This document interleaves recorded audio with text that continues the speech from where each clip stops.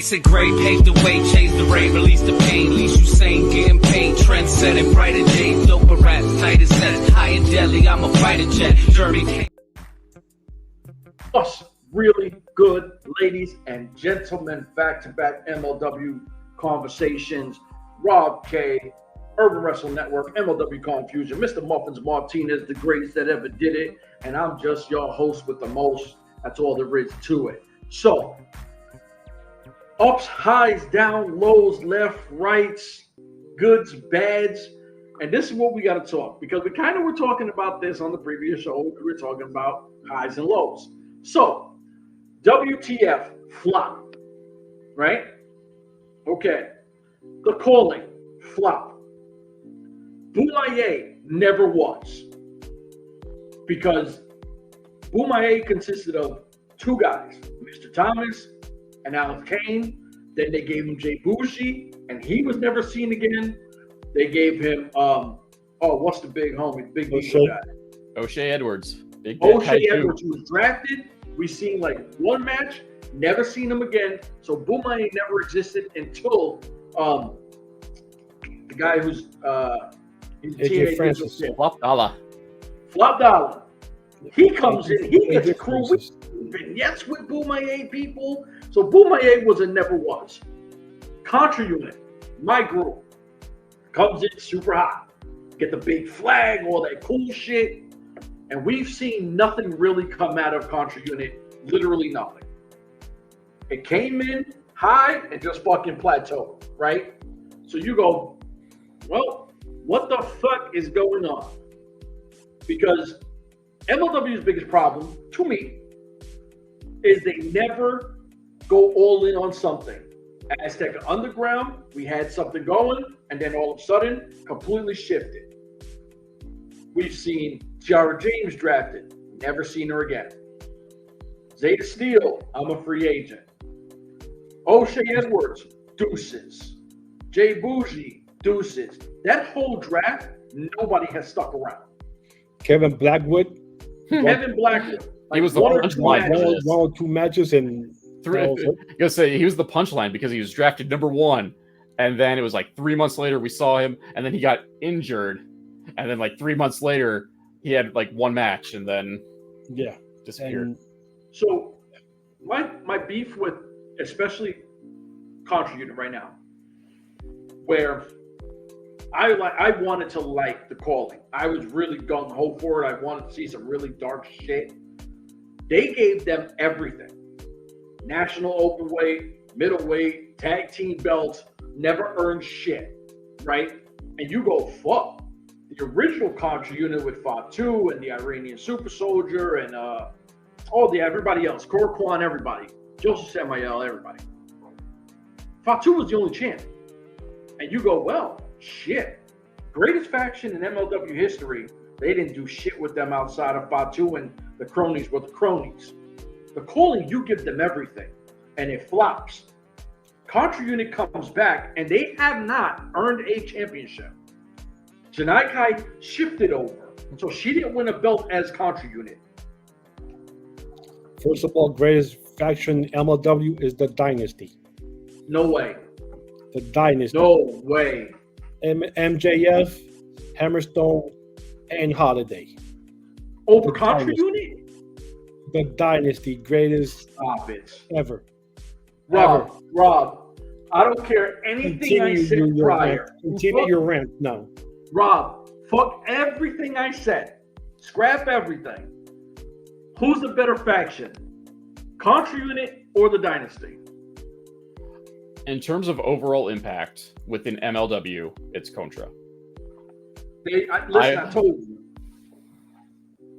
I will call the Dynasty number 2. And I was thoroughly entertained by the Dynasty and their antics. But in terms of their overall impact, it's Contra, because Contra shut down the company. So, back to where I was trying to go on a rant, right? Because I was rudely interrupted with fucking biasness. So, you're biased. Refs are biased. You're How am I biased. biased? Dude, the contract unit can do no wrong. I just said that it's fucking plateaued. It's They not came their and fault. got, and they It's not hadn't their done fault. shit. It's not their fault. No, but you're saying I'm biased and I say nothing, and You're I'm saying biased. it's You're okay. biased. So somehow me keeping it 100 and saying that the shit ain't taking off and it's still on the fucking runway is me being biased. But as Azteca Underground had all the opportunity if they did a legit takeover. I don't know if Court got scared of, oh shit, do we rebrand? How do we do this? I have no fucking idea. But they dropped the ball at Azteca Underground. Now, me and Rob were talking earlier. He said they want to do it like a telenovela. Yeah, like Lucha Underground, and they were afraid to pull the trigger. You have one of the coolest guys in the industry where the fans from Lucha Underground were like, oh shit, Dario Cueto, El Jefe, Cesar Duran, whatever you want to call him, is an MLW. They shifted over. You didn't pull the trigger. Now you have this half-ass, are we a telenovela, or we're just going to have them go out and talk about Renegades and not do much and whatever. The last 2 years, they pulled the trigger on nothing. There's been a whole bunch of things, and they never went into that next level of making something happen. From factions to talent to storylines. So, how do you stay invested as a fan into MLW? And this is the question I want to ask you guys because, I mean, we just saw Zeta Steel said, look, I'm a free agent. This girl's healthy who we fell in love with. What was her name? She's like the pop singer girl? Becca. She's healthy. Deuces. We don't see her, and she was entertaining as fuck. We don't see her. All the MLW draft shit outside of fucking Alex Kane is pointless. So, in the last 2 years, please tell me, what can MLW do right now to take this shit and start going on the right direction? Because this once a month, one show a month ain't it neither. Okay. I'm just going to do a cheap plug here. I covered a lot of this for WeLikeSportsPC.com in an article, one of the rare articles I wrote for them about taking MLW to the next level.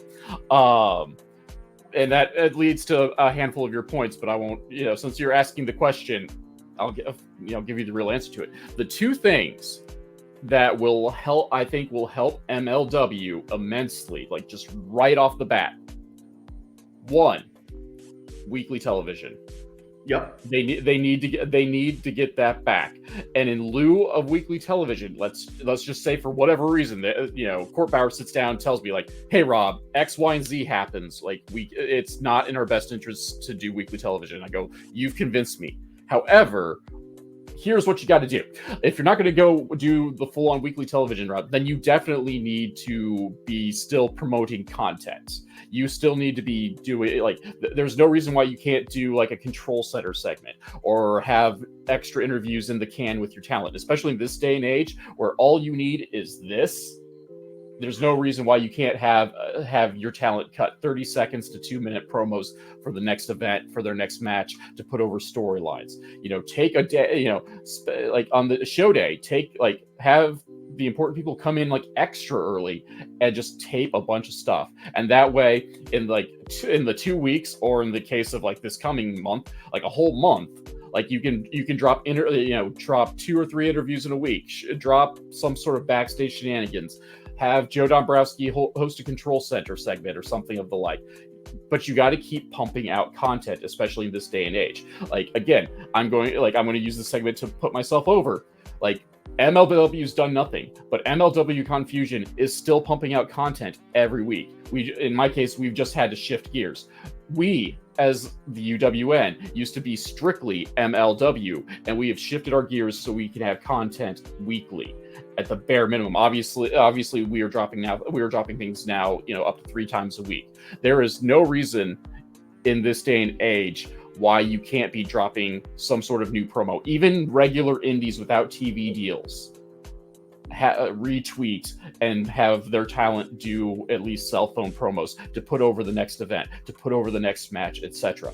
All MLW seems to be doing right now is recycling the same sound bites over and over and over again. If you look at their Twitter is basically retweets of previous match announcements, or they come up with a new tweet for on a match that's already been announced and they've already retweeted it to the ground. Like, you need new content to to keep people engaged, especially if you're going to go, periods of time without a show, because there is so much wrestling right now. To stay fresh in people's mind, you have to give them content to see, to hear, to talk about. And if there's nothing, then people aren't going to talk about it. And if people aren't talking about it, there's a distinct possibility they won't even pay attention to when your show comes around.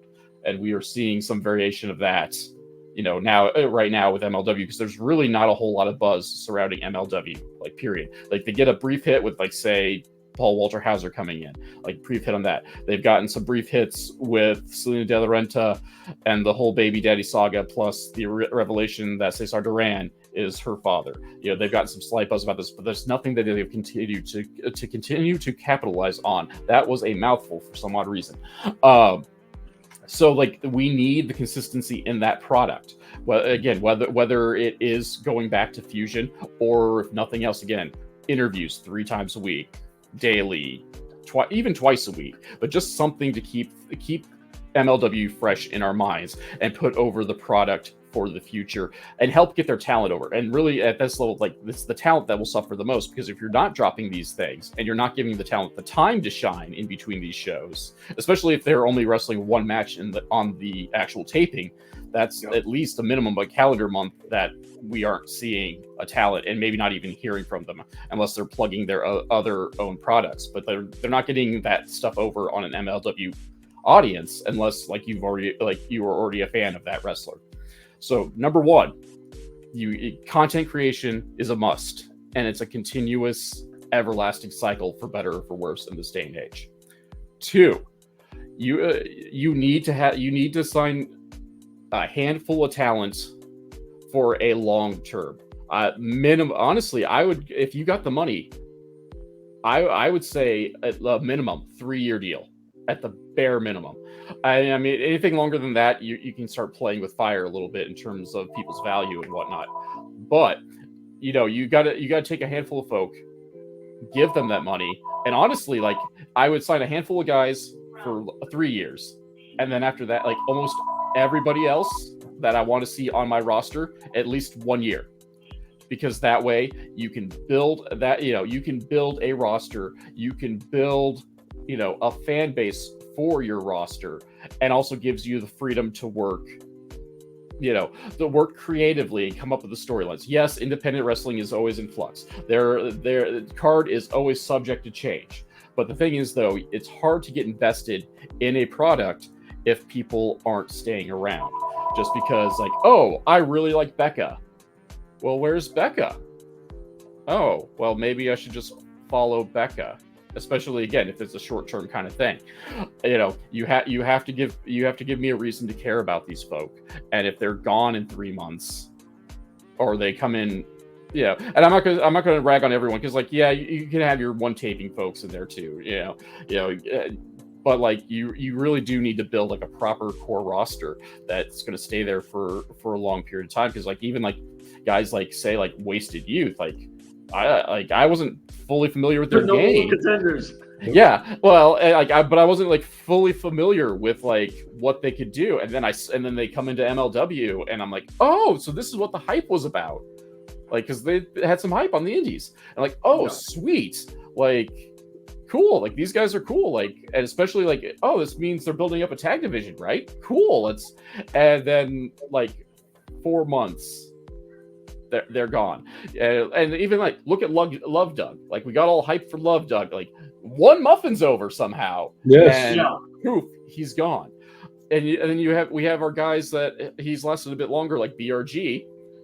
I don't know what his status is right now, but we didn't see him at the last show, and I don't believe he was announced for the tapings either. Or Griffin McCoy, who came in at the same time as BRG. He just started showing some nice character work too, and then they just poofed. Jay Bougie, the entirety of the Bomaye Fight Club, has been just a rotating batch of folk. There was no one to care about, and that's been an indicative problem of MLW as a whole. I feel not enough of the roster has been locked down for any sort of length of time. And like so like right there, those are two things that I feel would immensely boost the product. Like I could probably come up with another like 6 or 7 things, but some of those are a bit more just like flat out subjective, because like if we start talking creative, well, that's simply subjective whatsoever. But those two things right there, it would be an instant boon to MLW.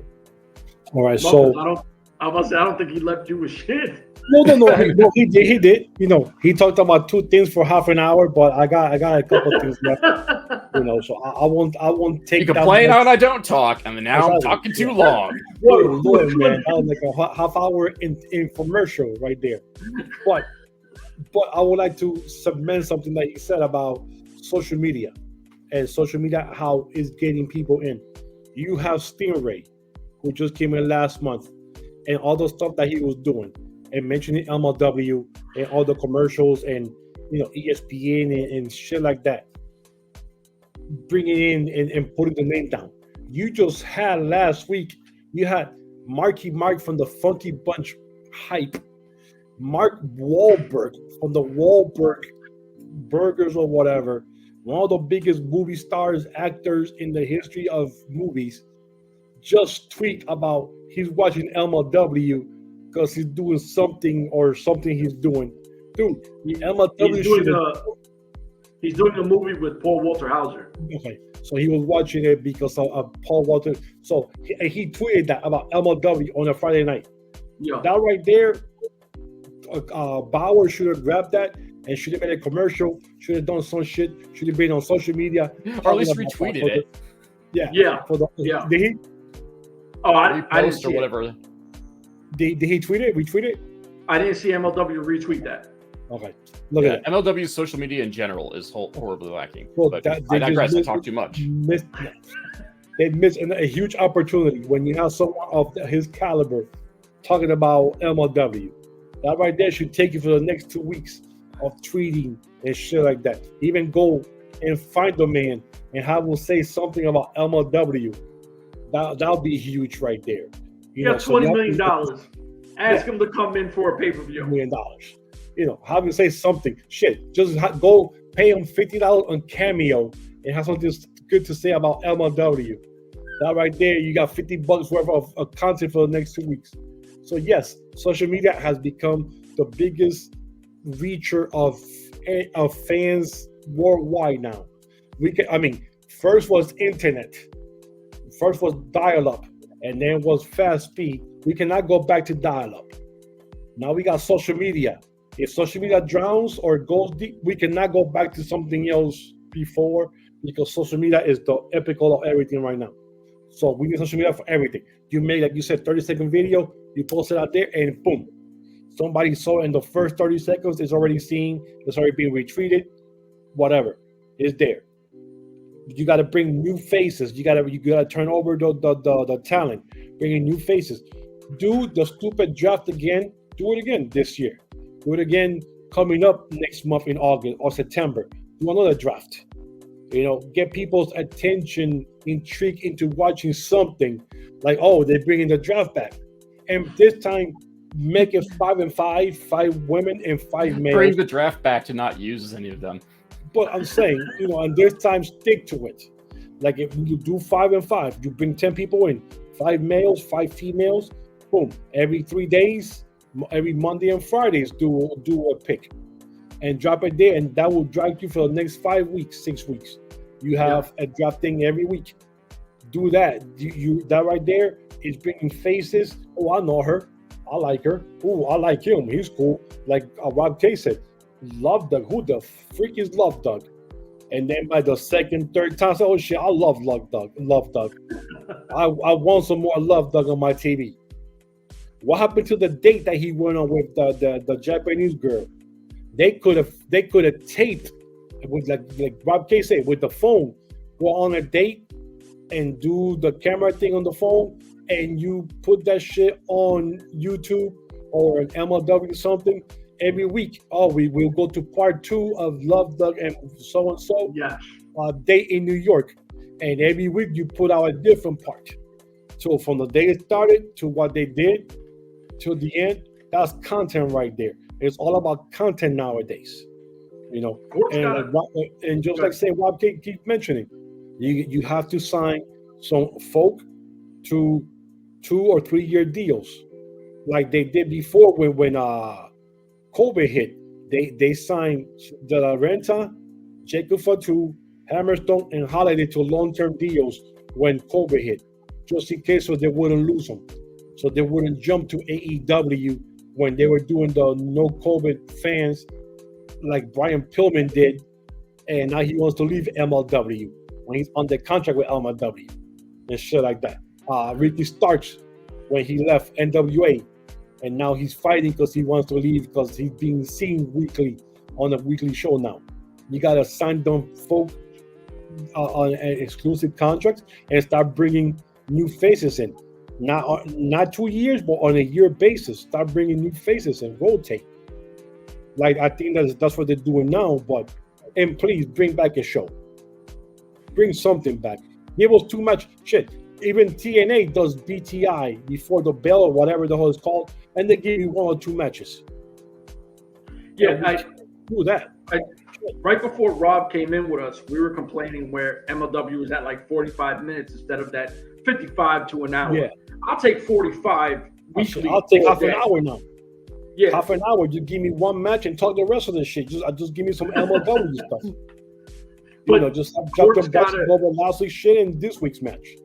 But this is what I'm saying, where we're passionate fans. We're passionate wrestling fans. This is why we have a podcast. We're passionate about MLW. It's no hate. What we're doing is just trying to bring an awareness to help the product, right? Court's got to eventually stand on something. Are we MLW Fusion? Are we MLW whatever the other one was? Underground? Are we Azteca Underground? What are we? Let's stick to our guns. Focus on one product.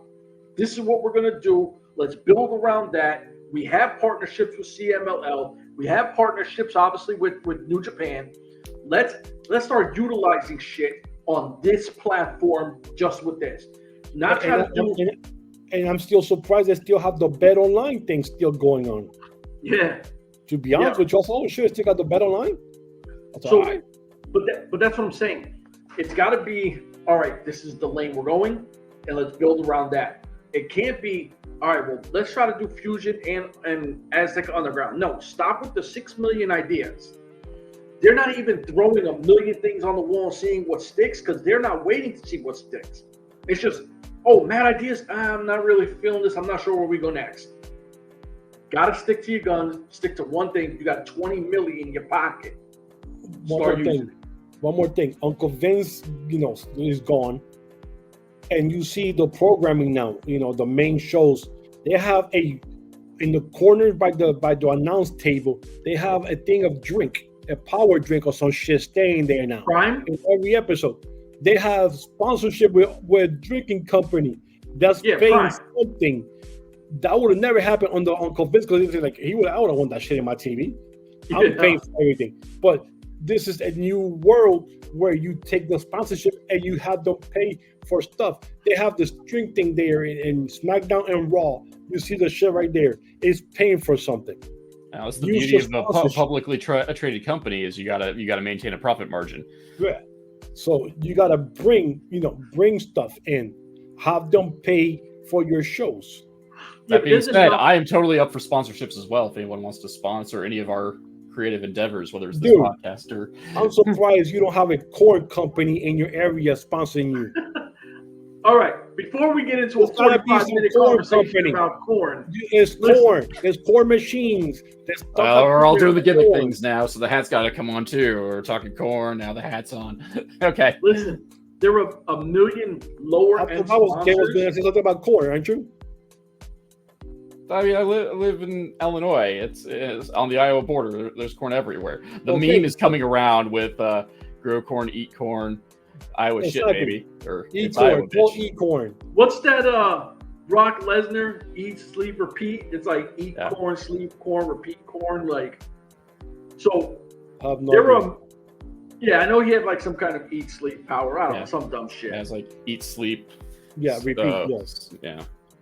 So break the streak. There are a million non-huge like sponsors they could have. If MLW said, "Look, I'm doing a weekly. and I want your product, and it's a product we know. Like, just say, I don't care what it is. It don't got to be Gatorade. It don't got to be a Mecca. It don't got to be a big one. It can be Sweet Bubba, barbecue. You know what I mean? Like, anything that has a decent name, you could get those because, oh shit, you're gonna throw my shit on there? All right, cool. And if you want your shit rings, I'll plug Enjoy Wrestling. Every time they do tapings, they do a call out for sponsors, and so their TV show, like they do a limited run TV show out of it, and it's usually like 3 to 6 episodes. But like every episode has a batch of sponsors that they picked up at the start of the season, and the rates for them, are lower than. I mean, it's Enjoy. Okay, not to bash Enjoy, but it's a smaller independent promotion.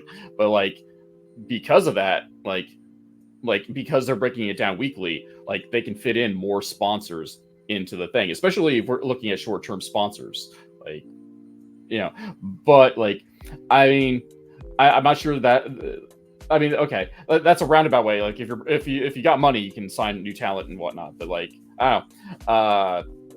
I don't know where I was going with that. I just, and he has the hat on. I got the hat on, and then I lost my flow, and that was crazy. But yeah, there are a lot of things, like we covered like the major bases that MLW can improve on, and like we're also throw out there, no company's perfect, but we are coming from a place, and I want to reiterate what Chef said.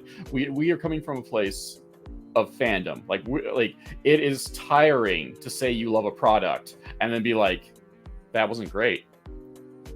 Why would they do that? And then like also on the flip side of it, also being a fan and then having to defend some baffling business decisions as well.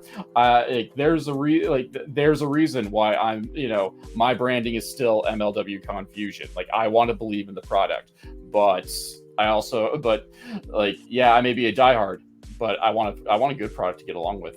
Yeah, don't say his name. I believe in Joe Hendry. He wants to believe in the product, so don't say his name. So listen, I think we all should take this all separately, Chad Court, because I want him to see this shit, because it's all love, it's all support. We super overtalk this shit. I'm going to blame it on Rob today because Rob went absolutely bonkers. But everything he said made fucking sense and it was on point. So salute to Rob because he fucking came out of his shell and had the conversations of conversations. So ladies and gentlemen, I think this is your Monday actually. The other one's your Friday. This is your Monday. We'll see you next week. We out of here. Deuces. Deuces. Yeah, Rob.